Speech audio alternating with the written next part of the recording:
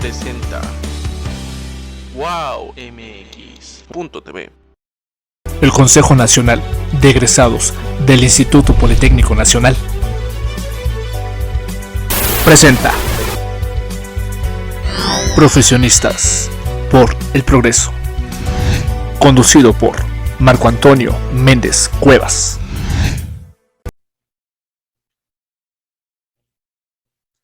Bueno, pues muy buena tarde, sean bienvenidas y bienvenidos todos a este segundo bloque de este Foro Internacional de Riesgos Naturales y Antropogénicos, Prevención y Resiliencia. Les agradecemos a todos ustedes su presencia de manera física y de manera virtual para quienes nos siguen a través de las plataformas digitales.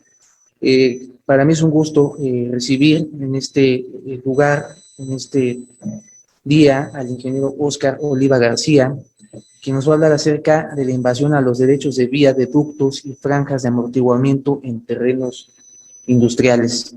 Le hago saber, ingeniero, que cuenta con 15 minutos para el desarrollo de la presentación. Yo sé que es poco tiempo, pero sin duda nos habrá de presentar un resumen muy sintético, pero no por ello menos fructuoso de este tema. Adelante.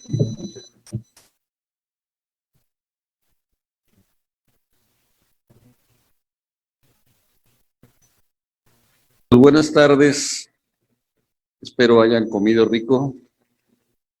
El tema que voy a tocar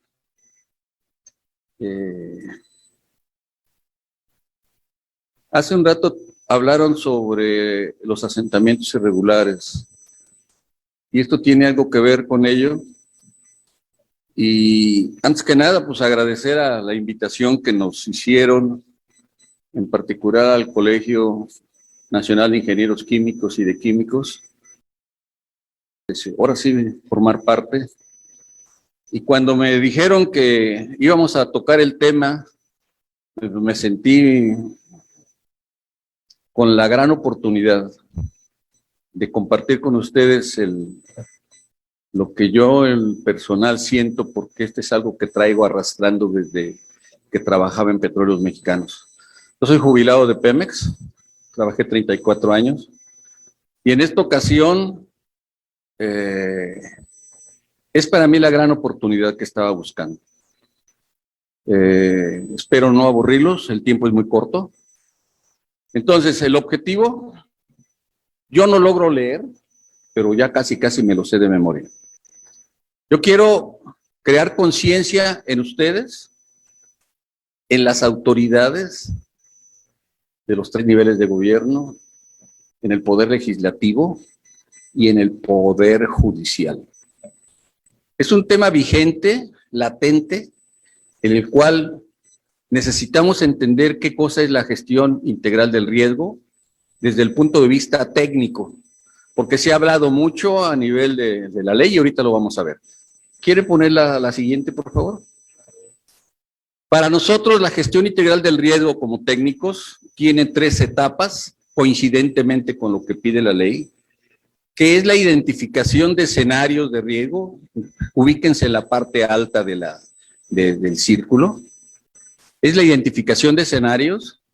Y la segunda parte es la evaluación de consecuencias que pudieran generar esos riesgos. Y si ya sabemos cuáles son los riesgos y cuáles son sus consecuencias, entonces nos debemos de preparar para responder y minimizar el riesgo, administrarlo. Posteriormente, dictar medidas correctivas y preventivas que nos ayuden a administrar ese riesgo. Sin embargo, es todo lo que están en los diferentes verdes. En la parte roja es la respuesta a la emergencia. Todos los riesgos, en alguna parte llega a fallar algo. Y cuando se presenta la emergencia, tenemos que actuar todo lo que hicimos de manera preventiva, los planes de respuesta a emergencias o protocolos, todo eso que ya hicimos, tenemos que aplicarlo para controlar la emergencia, responder adecuadamente y minimizar las afectaciones.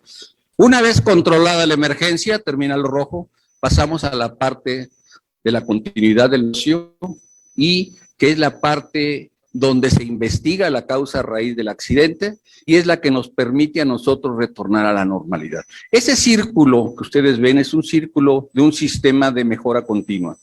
Si ya captamos perfectamente bien qué es la gestión integral de un riesgo, ahora sí pasamos a la siguiente lámina. Para mí se llama génesis del accidente.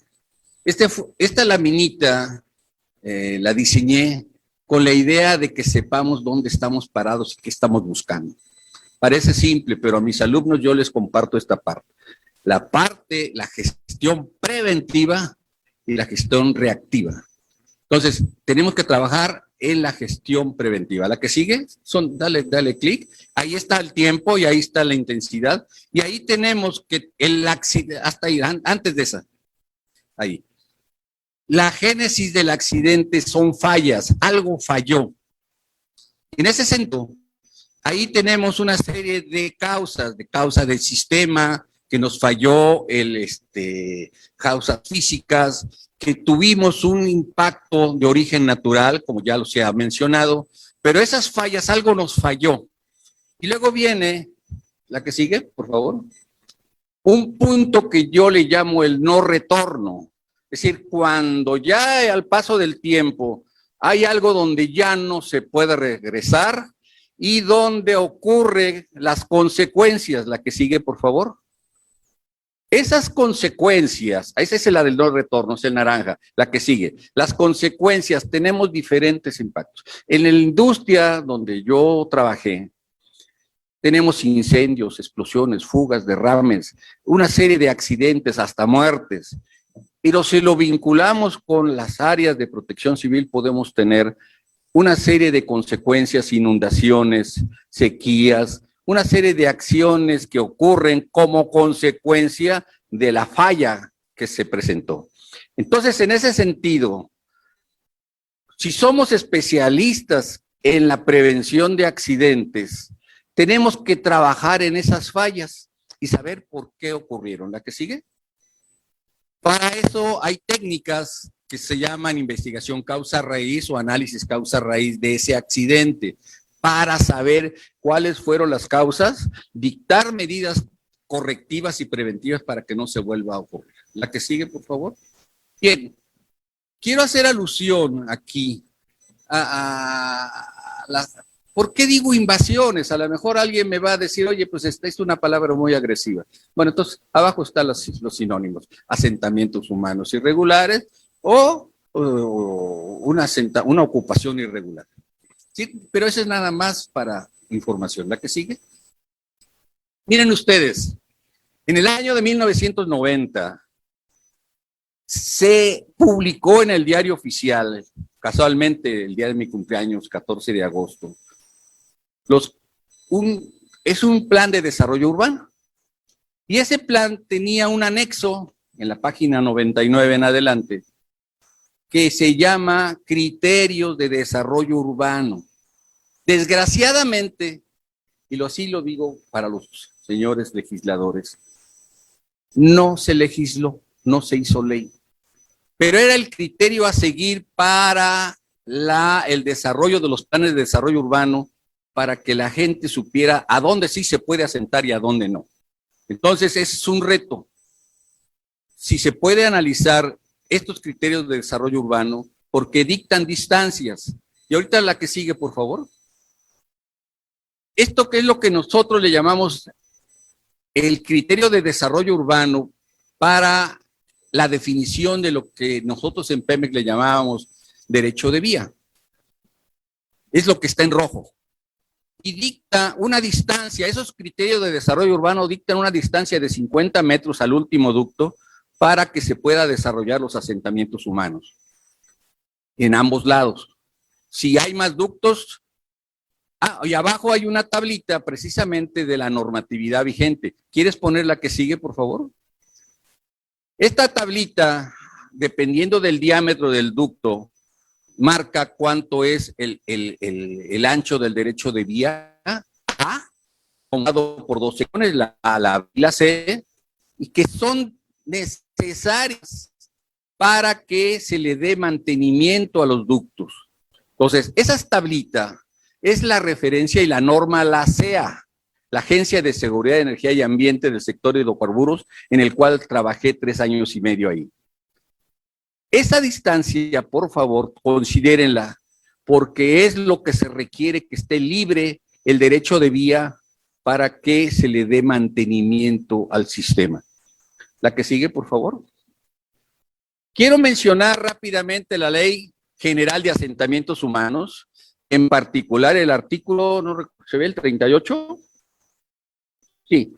Y en particular el numeral, si no me recuerdo, es el que sigue, donde a las autoridades municipales le dan la facultad de regular el uso del suelo. Es su obligación por ley. Ya se mencionó. Entonces, ¿la que sigue? Ahí está precisamente las zonas de desarrollo controladas donde hay riesgo para la población. Entonces, la autoridad municipal tiene una responsabilidad muy grande en ese sentido.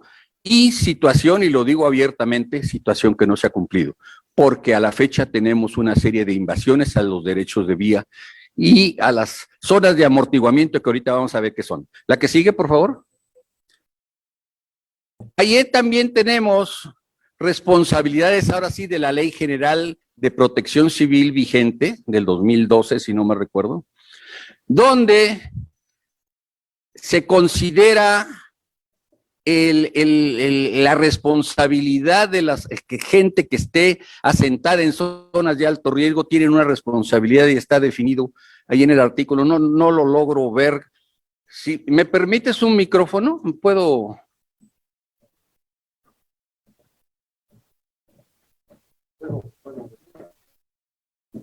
Perdón, aquí ya lo veo mejor. Entonces, en este artículo 87 habla que en caso de asentamientos humanos ya establecidos, se tiene que trabajar en su desalojo. Ahí está considerado. Y le dan facultades a las autoridades de protección civil para emitir dictámenes de riesgo. Por lo tanto, ahí está el sustento que hace un rato me preguntaban.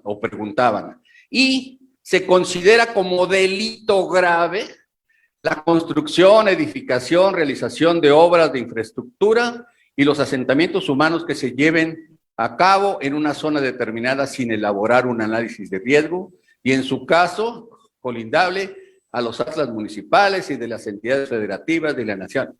En fin, es un delito grave asentarse en zonas de alto riesgo. Ahí está la Ley General de Protección Civil. La que sigue, por favor.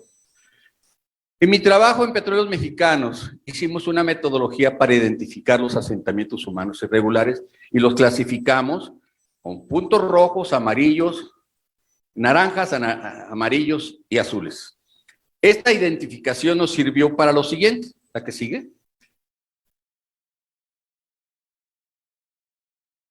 Por estado, se hizo un censo en ese año. Y fuimos sumando la cantidad de asentamientos humanos que había en los derechos de vía. Interesante, esta cantidad ha sido superada, se ha incrementado, y yo les puedo decir, en aquel entonces tenía 1,495, ahorita quién sabe cuántas sean, hay que actualizar la información. ¿La que sigue? Pero aquí viene lo más interesante. ¿En qué consisten las invasiones? Tenemos escuelas y hospitales arriba de los ductos. Tenemos iglesias, templos, centros deportivos. Tenemos casas de habitación. Tenemos baños, bardas. Todo ese registro se hizo en el momento en que su servidor estuvo trabajando ahí. Y esta es mi oportunidad de compartir esta información que existe y que necesitamos trabajar para que se resuelva una problemática de nivel nacional y de alto riesgo. ¿La que sigue? Este es un ejemplo. Levantaron fichas en donde una escuela la cruza un derecho de vía. Eso que ven en color amarillo es el derecho de vía donde van 2 ductos y donde la escuela está exactamente en medio. ¿Sí? Esto es allá en Veracruz. Quedan 2 minutos, orador. ¿Mande usted? 2 minutos. Dale, termino. La que sigue. Ese es otro ejemplo en el complejo petroquímico Morelos, donde la zona de amortiguamiento fue invadida también. Y donde la que sigue, se hicieron análisis de riesgo para detectar los rangos de afectación, para calcular el impacto en caso de que tuviéramos una fuga, en este caso de cloro, y donde se calculó y donde pudiera impactar a la población. ¿La que sigue? Estos son los criterios de desarrollo que utiliza la Semarnat para evaluar lo que son las zonas de alto riesgo, zonas de amortiguamiento, considerando criterios técnicos para ello. La que sigue. Hay otro ejemplo vigente, donde un predio de Petróleos Mexicanos en Chiapas está invadido de manera increíble. Más de 30 colonias, 600, y aquí en ese predio, esto que ven ustedes en color verde, hay pozos de perforación, hay derechos de vía de ductos, son 7 ductos. ¿La que sigue? Ahí está el censo de lo que hay de instalaciones industriales en ese predio y está invadido. Hay que darle una solución. ¿La que sigue? ¿Cuáles son mis conclusiones? Y muy sencillo. De vital importancia para el desarrollo de México es la problemática planteada. Miles de familias, escuelas y centros de congregación masiva están expuestos al riesgo de explosión, incendio e intoxicación de materiales peligrosos para la gestión del riesgo de desastre. México debe ser un país de leyes, que aquí es donde viene el gran problema. Cada quien debe cumplir con su responsabilidad. Las invasiones son la punta de un gran problema social. Es necesario que las autoridades del Ejecutivo en sus 3 niveles de gobierno, así como el Poder Judicial, realicen su tarea. Porque Pemex ha levantado las denuncias de invasión y esas están en la Fiscalía General de la República. Entonces, ya las metieron al Poder Judicial y hasta ahorita nadie hace nada. Me preocupa. ¿La que sigue? Termino ya. Por su parte, Pemex ha interpuesto estas denuncias, ya lo dije. Ante las negociaciones que se realizaron en el 2003, ¿saben qué nos pedían los señores del gobierno? Pemex pagara el desalojo de las invasiones y les construyeran por otro lado. Eso nunca se aceptó. La que sigue. ¿Existen alternativas de solución? Claro. Las escuelas, la SEP tiene que tomar cartas en el asunto y debe de analizar y reubicar esas escuelas de manera inmediata. Hay ejemplos también que se hicieron líneas verdes en lo que es en Aguascalientes. Ese proyecto creo que es una alternativa, hay que analizarla. Esto es lo que se considera, se desalojaron las invasiones que estaban sobre el derecho de vía y se construyeron andadores, árboles de raíz no profunda, una serie de alternativas que se puede hacer. ¿La que sigue? ¿La que sigue? Estos son los anexos verdes. El gobierno de Querétaro intentó hacer algo parecido, donde dice aquí está el derecho de vía, abajo pasan los ductos y podemos hacer áreas de convivencia. ¿Se puede hacer? Claro que se puede. ¿La que sigue? Pemex tiene actividades de darle mantenimiento a sus instalaciones y esa es su responsabilidad. Ahí dejo la presentación para que ustedes la vean. ¿La que sigue? Desgraciadamente han servido para servir de cobijo a los señores que se roban el combustible, porque ahí es donde están las famosas tomas clandestinas, en esa zona. Entonces, creo que es un reto para todos, los 3 poderes y la sociedad civil en general, que no se vale asentarse en zonas de alto riesgo por ello. Y creo que con esto termino. Sí, con eso terminamos. Ahí están mis dos, quedo a sus órdenes. 20 minutos para un tema tan delicado, muy poquito. Y por eso yo los invito, por aquí están mis datos también de mi formación. Estamos a sus órdenes y les agradezco su atención. Muchas gracias.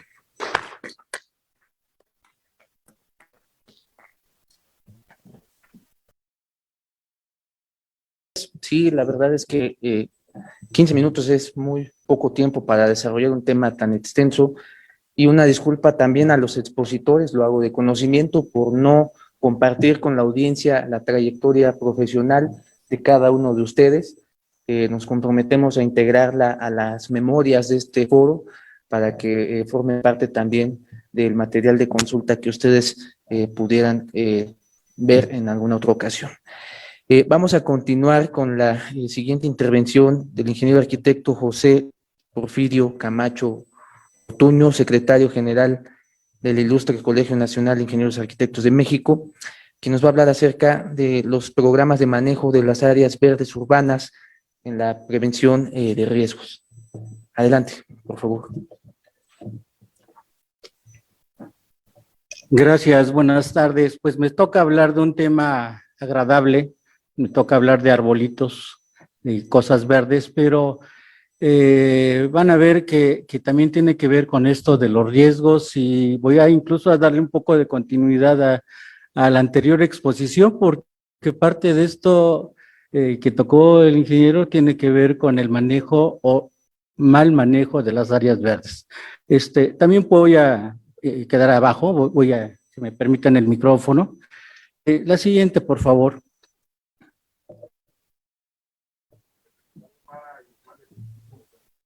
Gracias.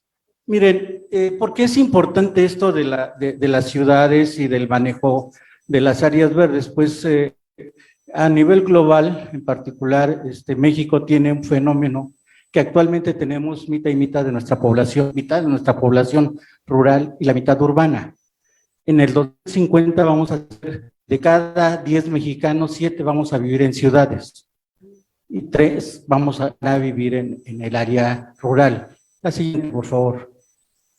De estas ciudades que estamos ocupando en el mundo, en el planeta, solamente ocupamos el 2% del territorio útil del planeta. Sin embargo, generamos el 70% de gases de efecto invernadero.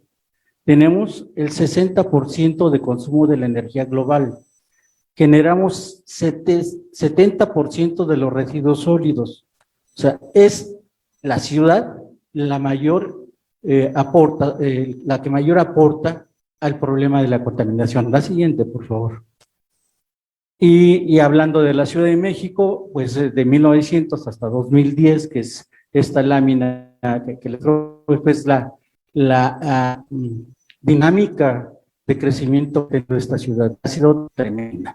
Y en particular, tener un quinto de la población de este país, el menos del 1% del territorio del país, bueno, menos del 0.5% del territorio del país, pues es realmente un problema.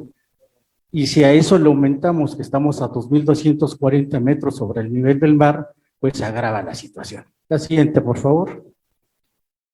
Y entre estas situaciones agravantes, pues es algo que todos ya conocemos porque circula en medios, circula en redes sociales, que es el cambio climático. Esta pared que encontramos por ahí algún día me llama la atención. No le tengas miedo al cambio, solo al cambio climático, que ese sí nos va a matar a todos.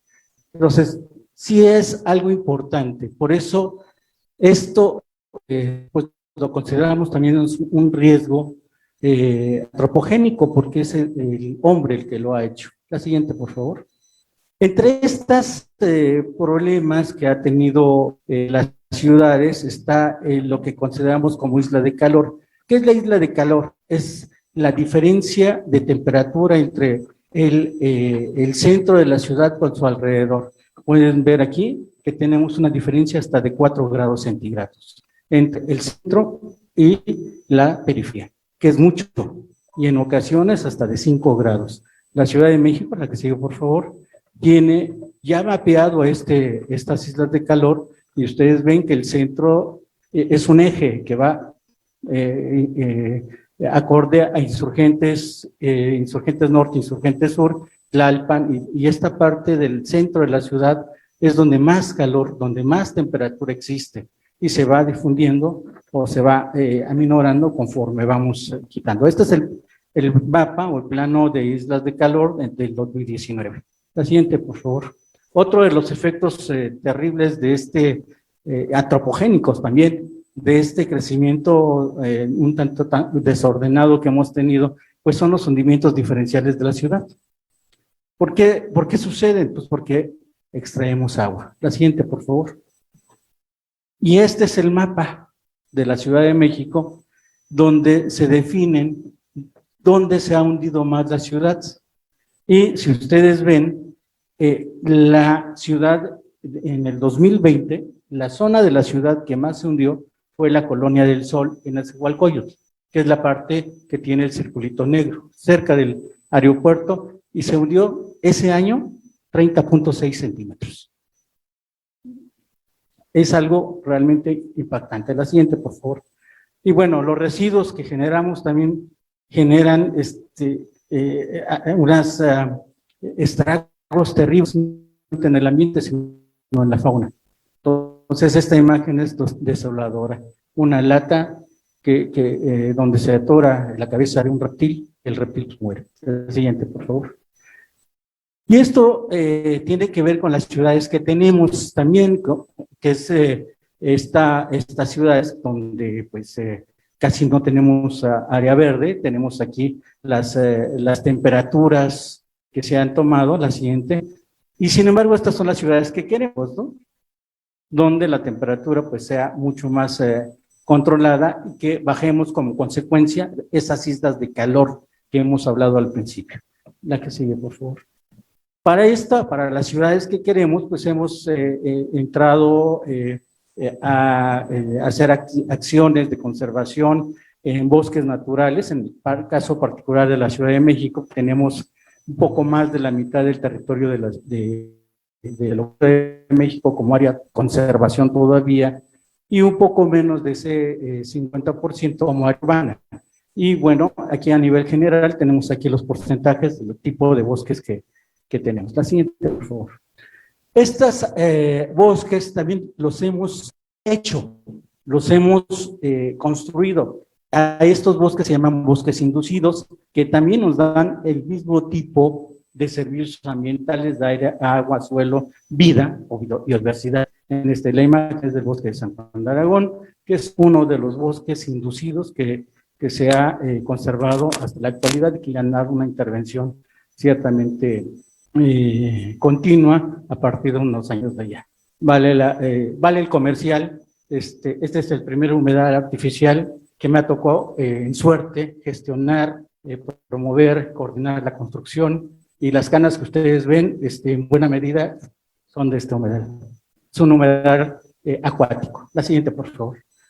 También nos hemos dedicado en las ciudades a hacer infraestructura verde, que se diferencia de la infraestructura normal que le llamamos gris, de toda la que es de concreto.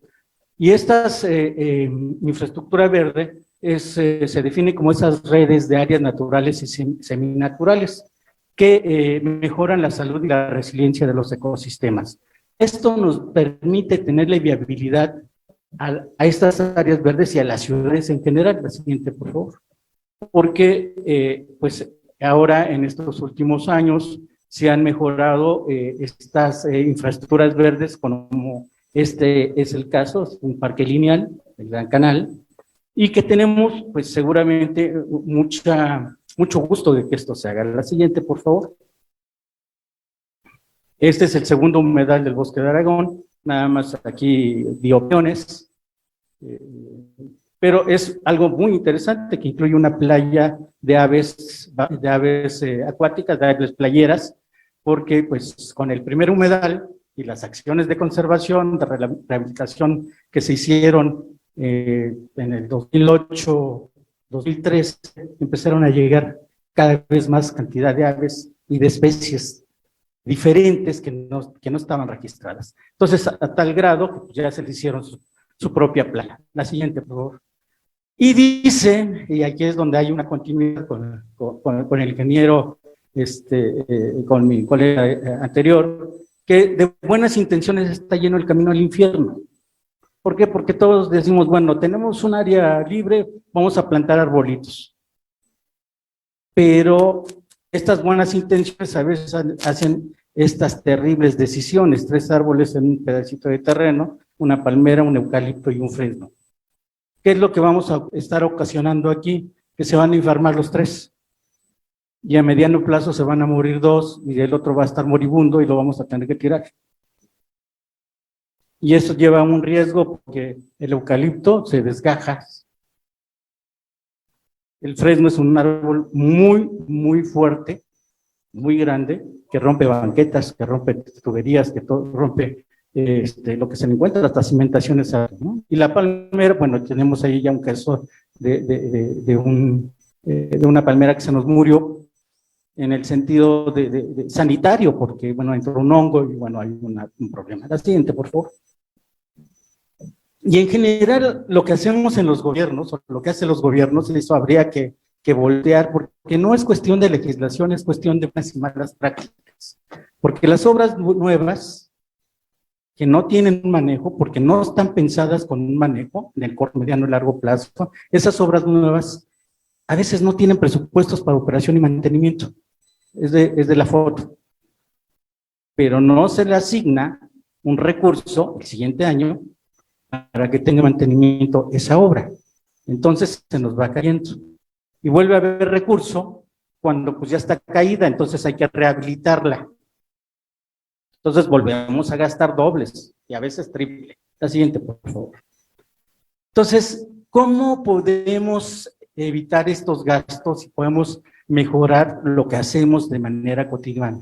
Con un concepto que ya tiene una buena cantidad de años, que se llama manejo. Y el manejo es el conjunto de actividades que incluyen, tratándose de recursos naturales, la extracción, utilización, explotación, aprovechamiento, administración, preservación, restauración, desarrollo, mantenimiento y vigilancia de las áreas verdes o de los recursos naturales. La siguiente.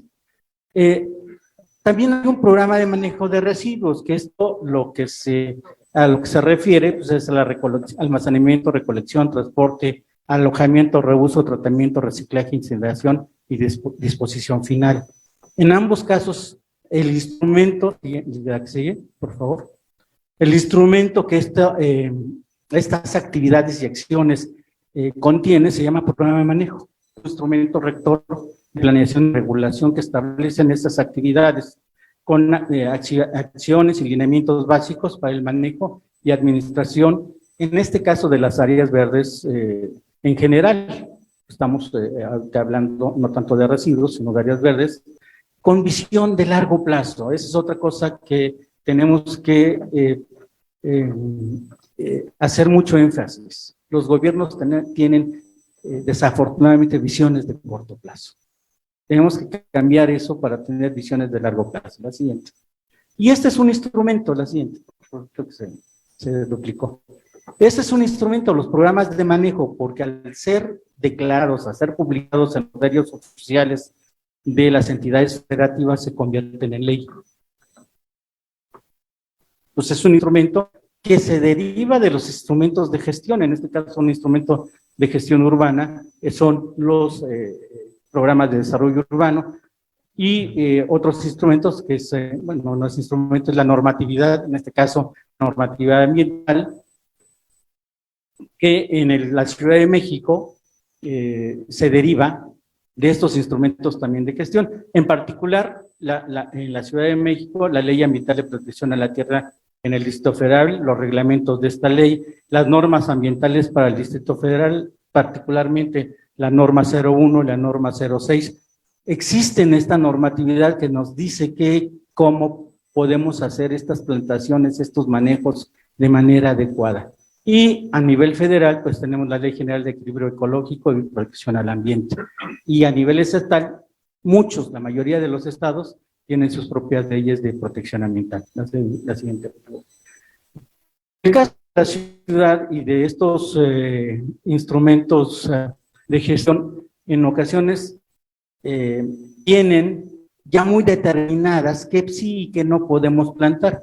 De hecho, también un instrumento de gestión sería estas normas que de Pemex y que tiene, que no solamente Pemex, Comisión Federal también las tiene, porque luego tenemos líneas de conducción eléctrica y a los gobiernos municipales les parece bien colocar ahí parques, ¿no? Con árboles bastante grandes, con canchas de básquetbol, y entonces el riesgo de agua eléctrico pues se incrementa. O sea, no podemos hacer lo que queramos hacer donde queramos hacerlo. Hay que ver normatividad, hay que ver tipo de condiciones particulares de ese lugar. En el caso de los arbolitos y de las especies forestales, son árboles que son muy fuertes, como el fresno, es el que está en la imagen, que tiene una gran fronda, la masa vegetal, la masa verde se llama fronda, y la altura es muy fuerte, y en términos generales, lo que está arriba, lo que está en la fronda, es la misma forma y la cantidad de la raíz. Lo que está arriba está abajo, en términos generales. Entonces, imagínense si tenemos una casa aquí, pues le va a dar, la raíz le va a dar a la cimentación, ¿no? La siguiente, por favor. Para eso, estas publicaciones que pueden existir, que existen en algunas ciudades y que deberían de existir en todas, nos dicen qué especies podemos aplicar a la ciudad, que les llamamos especies urbanas. Por favor.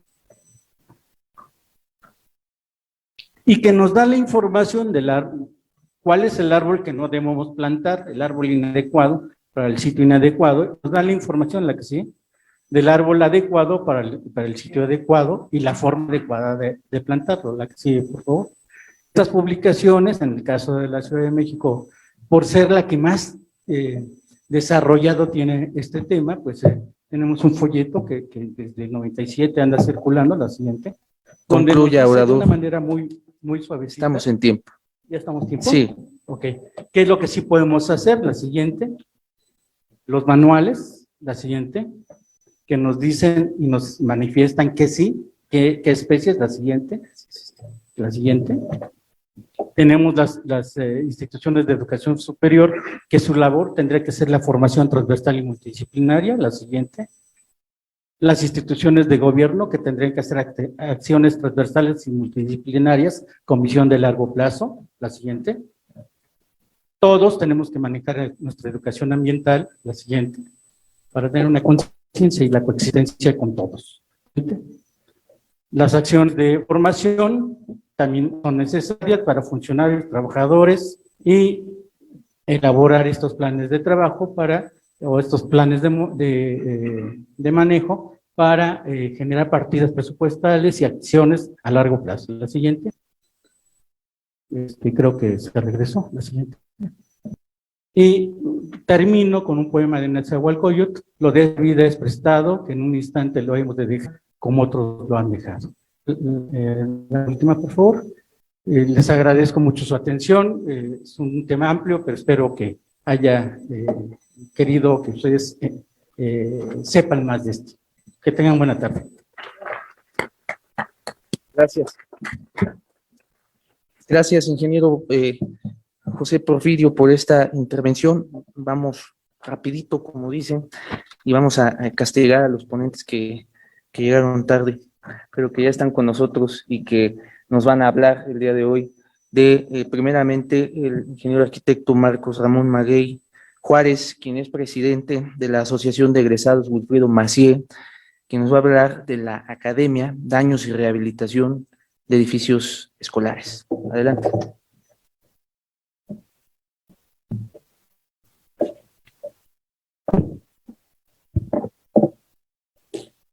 Muy buenas tardes a todos.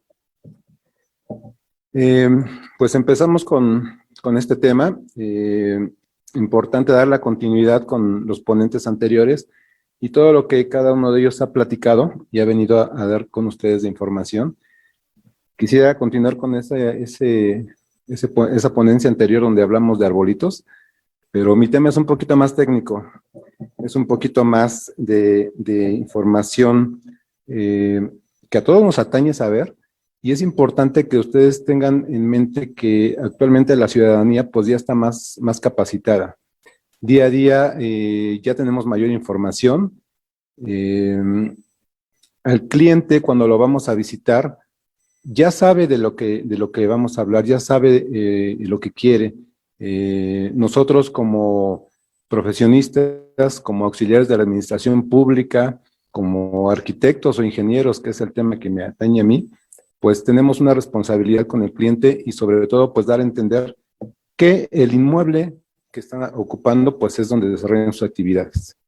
Dicho lo anterior, pues quiero comentarles una experiencia que nos pasó en los sismos anteriores y derivado de actividades lo que hemos venido llevando a cabo. Regularmente los clientes nos preguntan, ¿con su dictamen arquitecto mi casa no se va a caer? Y nosotros, ¿qué decimos? ¿Qué información le damos? Pues no tenemos una certeza. no tenemos una certeza de poder decirle, pues no se va a caer su casa, usted quédese tranquilo, tranquila. Vamos a reestructurar, vamos a tomar la nueva normatividad que el gobierno está manejando y vamos a tener pues un inmueble totalmente seguro. No lo sabemos. Entonces, la importancia de este tema con ustedes y la importancia de que se desarrollen este tipo de eventos aquí en Cámara, pues toma mayor relevancia porque pues nosotros podemos tener la oportunidad de compartir con ustedes esta información, compartirles estos datos, y no es una capacitación, no vamos a hablar de cosas técnicas tampoco, vamos a hacerlo lo más digerido posible para que pues ustedes se lleven este dato. Entonces empiezo con, son dos conceptos muy puntuales, daño y riesgo. No me voy a entretener tampoco en la descripción y en dar lectura. Finalmente, pues son datos que ya se han venido manejando durante el transcurso del evento. Le damos la siguiente, por favor. Los riesgos antropogénicos, pues ya sabemos que son los que generamos el ser humano. Y aquí, como decía el ponente anterior, un tema de conciencia. Entonces, es en lo que nos vamos a enfocar un poquito más en esta charla. Y sobre todo, la conciencia y pues obviamente también el agradecimiento, porque todos estos temas y la oportunidad que tenemos nosotros de compartir con ustedes, pues hay que estar agradecidos y más que nada pues a ustedes que están aguantando la jornada de trabajo. La siguiente, por favor.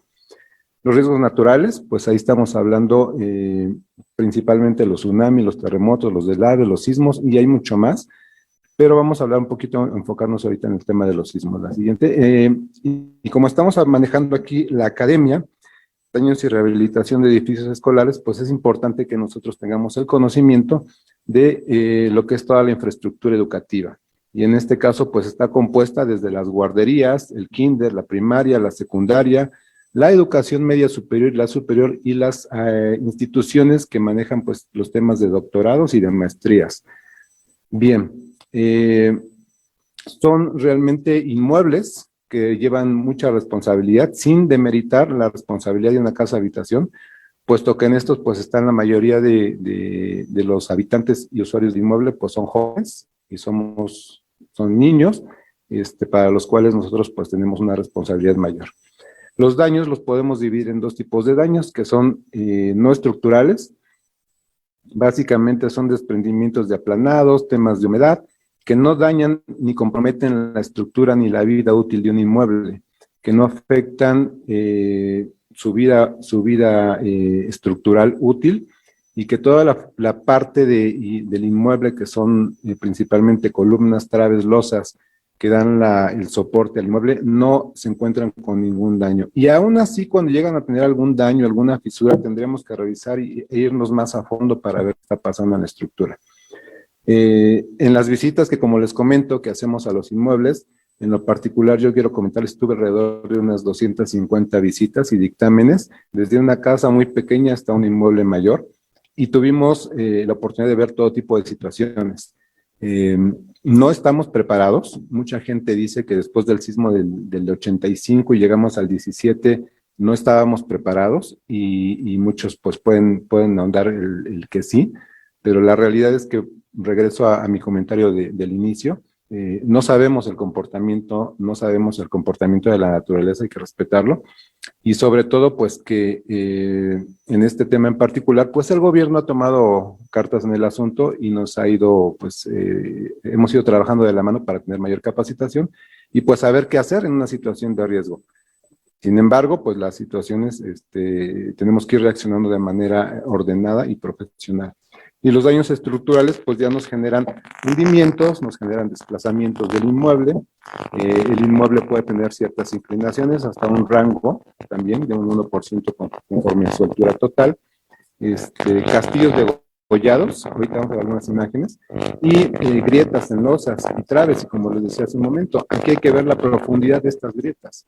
No todas pueden implicar un daño estructural, sino tendremos que revisar y hacer los estudios correspondientes. El desconchamiento de elementos, esto en el vocabulario que nosotros manejamos, pues es que el concreto se empieza a inflar, se desconcha, la columna se desconcha, el concreto se cae, truena la columna y entonces el acero empieza a estar expuesto a la oxidación, y en un paso corto del tiempo, pues ustedes se darán cuenta en construcciones de 30 a 40 años, tomamos el acero y se desprende como si fuera canela, como si fuera madera húmeda, ya no hay acero, ya no hay estructura. Y las casas siguen a la fecha de pie, muchas de ellas. Por el tiempo, finalmente. La siguiente, por favor. Bueno,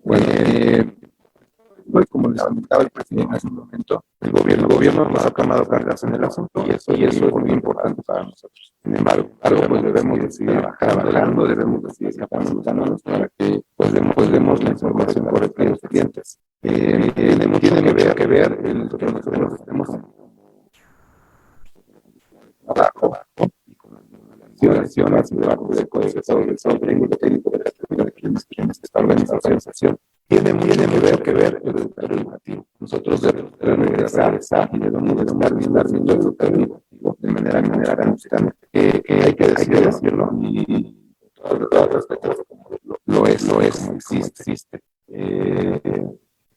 Tengo la oportunidad de asesorar a los jóvenes en las escuelas. Y una de las preguntas es decirles, preguntarles cuánto cuesta un bulto de cemento. No sé si ustedes alguien me puede decir cuánto cuesta un bulto de cemento. 50 kilos. Y a lo mejor no tenemos la profesión ni estamos obligados a hacerlo. A lo mejor en casa, el bañito y muchas veces. Pero yo creo que esa información más un arquitecto, un ingeniero que ya está al lado, incluso que ya está por egresar. Nosotros como arquitectos, como ingenieros, como profesionistas de la construcción, tenemos la obligación y el requisito indispensable de estar preparados en estos temas. La siguiente, por favor. Espero ir bien todavía de tiempo. Ok, pues como les mencionaba, aquí la importancia de atender los sismos como riesgo, como una situación que nos genera daños a los inmuebles. Pues aquí está el protocolo de actuación en caso de sismo durante una emergencia, en este caso sanitaria por el tema del COVID. Son datos que existen, que ustedes pueden consultar, que pueden consultar en la Gaceta, que pueden tener esta información, la cual pues nos ayuda a tener mayor conciencia en este tema de trabajo. La siguiente. Ok, y vamos a pasar rapidísimo al tema de la rehabilitación. Pues una vez que vimos los daños, una vez que revisamos cómo está el inmueble, en este caso, la infraestructura educativa tiene un desarrollo ya de cómo se van a rehabilitar este tipo de inmuebles.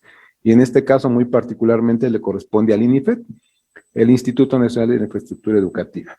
Y aquí tiene desarrollado diferentes tipos de aulas, desde un nivel, 2 niveles, en diferentes secciones, construcciones que son de acero, que son de concreto. Entonces, pues bueno, ahorita es compartirles esta información de manera muy general y repito, esta información existe, la podemos consultar y en el momento que pues ustedes gusten podemos ahondar en ella.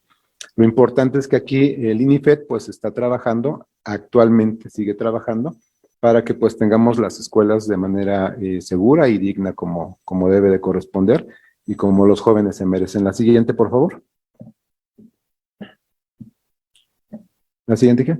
Y bueno, esa es parte de la información que se trabaja en el INIFED. La siguiente son las maneras en las que se hacen los estudios, los dictámenes, las revisiones, y sobre todo que para ustedes, pues, no como especialistas, pero que sí tengan el conocimiento. Todos, o la mayoría de nosotros, tenemos algún familiar, un hijo, un sobrino en la escuela, entonces es importante que sepamos pues en las juntas de trabajo, ¿de qué se trata, no? Cuando hay un sismo, ¿cómo vamos a reaccionar? ¿Cómo se va a trabajar? Y sobre todo, pues los especialistas, ¿cómo van a brindar la información? La siguiente. Estas son unas imágenes que corresponden a la misma guía de rehabilitación por parte del INIFED, de los tipos de escuelas. Vamos a continuar con la siguiente. Las tomamos de ahí directamente, pues para que ustedes vieran lo que implica. Como les mencionaba hace un momento, mi tema no es tan agradable, ¿no? Por llamarlo así, de alguna manera. Nosotros vemos temas como los que están aquí en esta fotografía, que también corresponden a trabajos del INIFED, y vemos este tipo de situaciones que se llegan a presentar. Podremos presentar aquí miles y miles de fotografías, edificios que ustedes incluso han visto, situaciones de riesgo que se han manifestado, Pero lo importante de aquí es que nosotros tengamos y hagamos conciencia de lo que implica tener el tema de de actuar antes de, no de actuar después de que se manejan ya unas situaciones de riesgo, sino debemos de ser preventivos,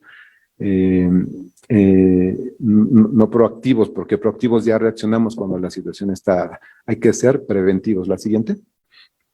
Ahí están más daños que, repito, seguramente muchos de ustedes han visto. La siguiente, por favor.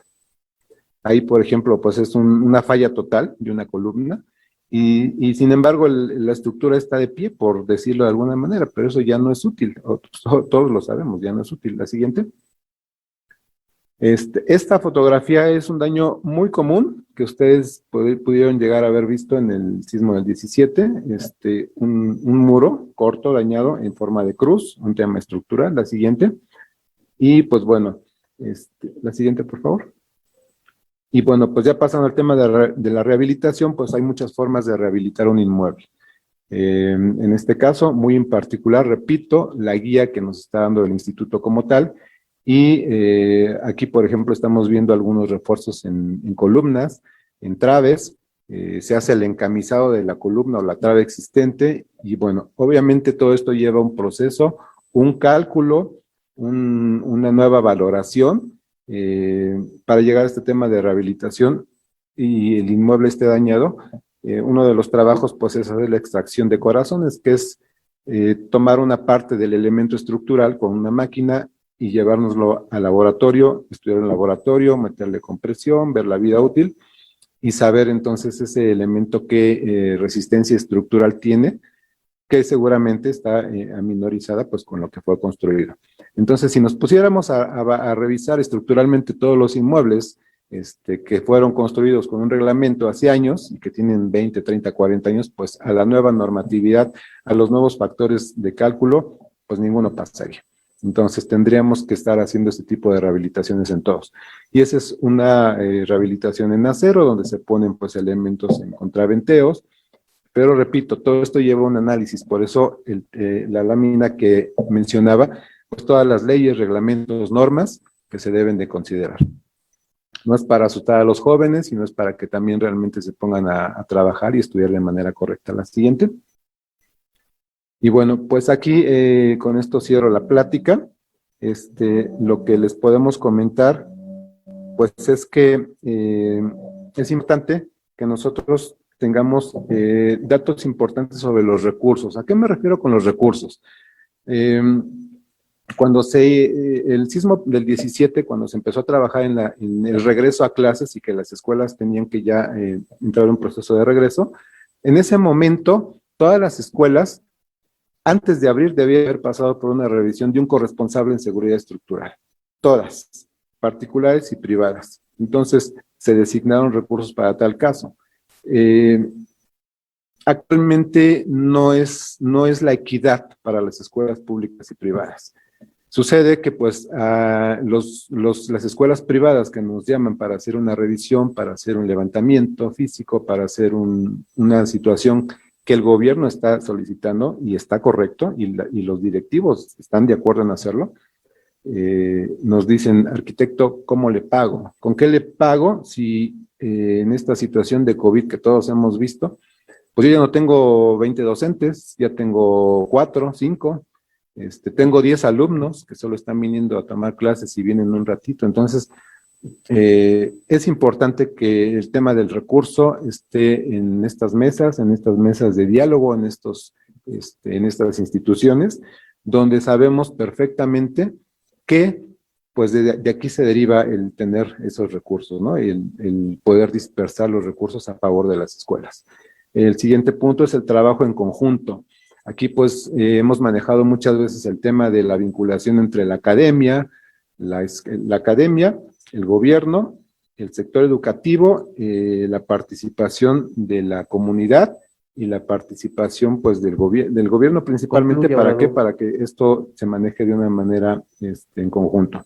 Las acciones preventivas que mitigan y que nos ayudan a evitar los riesgos, y el seguro de la construcción. Todas las construcciones deben de tener un seguro, así como tenemos nuestro auto con un seguro, pues nuestra construcción debe tener un seguro.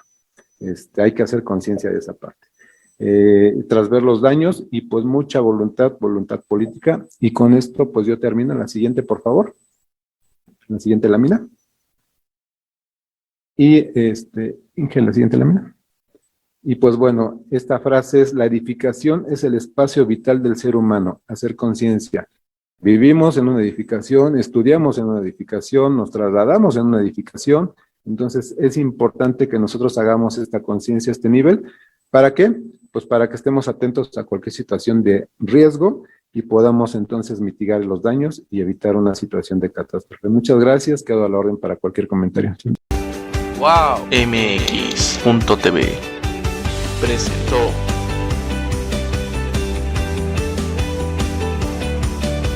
¡Wow! ¡Wow!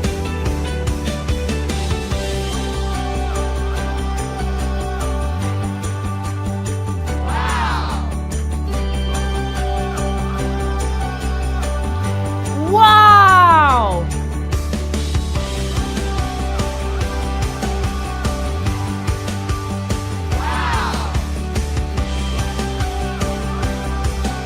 ¡Wow!